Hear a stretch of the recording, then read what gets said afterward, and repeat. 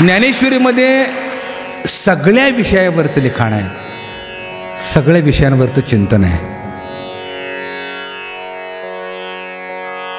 ज्या अर्थी ज्ञानोबराय आहे देवाला देवळात पाहत नाहीत, त्या अर्थी ज्ञानोबराय ही विज्ञानवादी आहेत. आता विज्ञान या शब्दाचा अर्थ मी तुम्हाला एक प्रांजळपणे सांगतो, एक माझ्या मतीप्रमाणे, माझ्या बालमतीप्रमाणे म्हणा, मला जो उमगला त्या विज्ञानाचा अर्थ असा आहे, वि म्हणजे विवेक, आणि जे ज्ञान विवेकानं ग्रहण केलं जातं त्याला मी विज्ञान म्हणतो. आता साधं तुम्हाला प्रश्न आहे, इथं सोनं आणि अलंकार, सोनं हे अध्यात्म आहे, सोनं हे परमात्मा आहे, आणि त्याच्यापासून निर्माण झालेला अलंकार हे विज्ञान आहे. आता सोन्यातनं जर अलंकार निर्माण होत असेल तर अलंकारानं सोनं वेगळं आहे का? काय नाही म्हणले सोनं बाजूला करा अलंकार बाजूला करा, होईल का? अलंकारातनं सोनं बाजूला केल्यावर काय राहील? काहीच राहणार नाही, कारण सोनं आणि अलंकार एकच आहे. तसं अध्यात्म आणि विज्ञान एकच आहे. विज्ञानवादी म्हणजे काय? उलट विज्ञानवादी म्हणजे विवेकी दृष्टिकोन लाभलेला जो शास्त्रज्ञ आहे, लक्षात आलं का, त्याला विज्ञानवादी म्हणावं. आम्हाला ते विज्ञानापर्यंत पोहोचता येत नाही म्हणून आम्ही विज्ञानाला नावं ठेवतो आणि आमचं अध्यात्म श्रेष्ठ आहे. अरे अध्यात्म आणि विज्ञान वेगळं नाहीच आहे.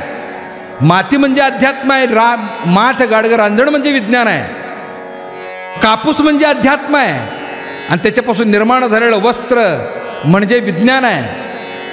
वेगळं करू शकत नाही तुम्ही. भूमिका समजून घ्या. ज्ञानोबरायांचा तोच दृष्टिकोन आहे. अनंत रूपे अनंत वेशे देखील आम्ही त्याशी, मग अगदी खड्या मातीपासून परब्रह्मापर्यंत सगळ्याकडे पाहण्याचा दृष्टिकोन ज्ञानोबरायांचा हा एकच आहे. एवढंच नव्हे तर ज्ञानोबराय दगडा सुद्धा सजीवता मानतात, सजीव मानतात त्याला. कारण का? ज्या अर्थी त्याला आकार मिळाला त्या अर्थी तो सजीव आहे.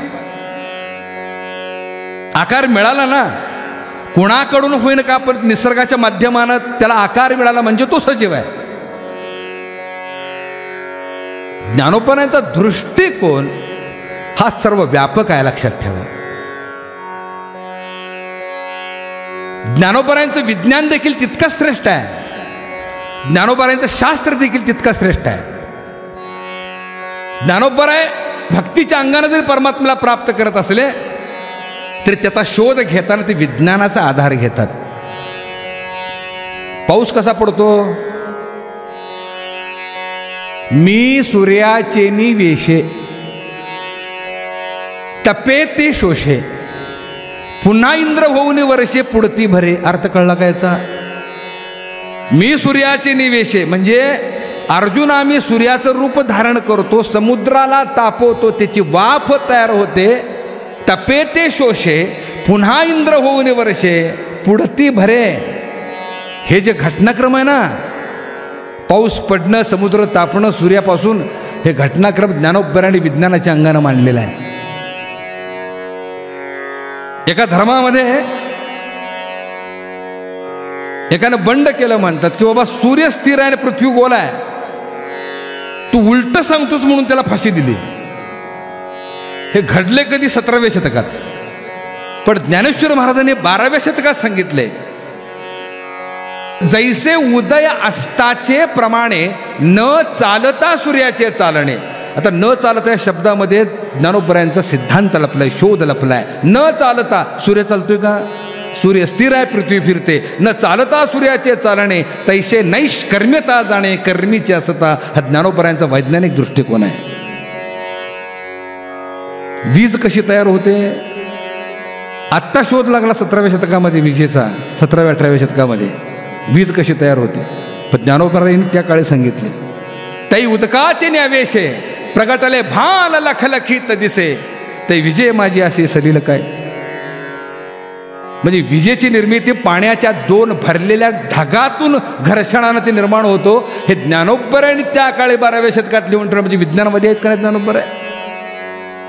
विज्ञानाचा आधार घेतलाय त्यांनी.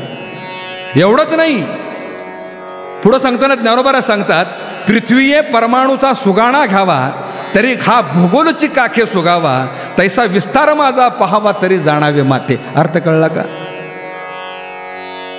पृथ्वी ही कणाकणाने निर्माण झालेली आहे, पण पृथ्वीच्या मोजमापासाठी कण कण मोजत बसत नाही कोण.